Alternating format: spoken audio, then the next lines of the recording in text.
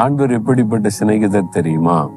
நான் மனப்பூர்வமாய் சிநேகிப்பேன், சீர்கேட்டை நான் குணமாக்குவேன் அப்படின்னு ஆண்டவர் உங்களை பார்த்து சொன்னார்.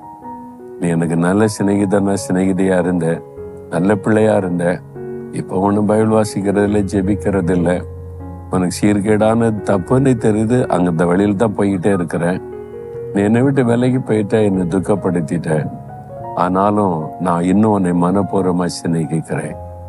நான் இன்னும் உன்னை சும்மா பேருக்காக சிநேகித்தல்ல, சும்மா ஹலோ சொல்லுவதில்லை, மனப்பூர்வமாய் உள்ளத்தின் ஆழத்திலிருந்து நான் உன்னை சிநேகிக்கிறேன் மகனே, உன்னை சிநேகிக்கிறேன் மகளே. ஐயோ, நான் சீர்கேடானதை செஞ்சிட்டேனே, தப்பு பண்ணிட்டேனே, உங்களை துக்கப்படுத்துற மாதிரி நடந்துட்டேனே, நான் குணமாக்குகிறேன், நான் அதை சரிப்படுத்துகிறேன், என்னால சரிப்படுத்த முடியும். நம்முடைய சீர்கேட்டை மாற்றி நம்மை சிநேகித்து நம்மோட ஐக்கியப்பட ஆண்டவர் ஆயத்தமா இருக்கிறார். பிறகு எதுக்கு நீங்க விலகி போறீங்க?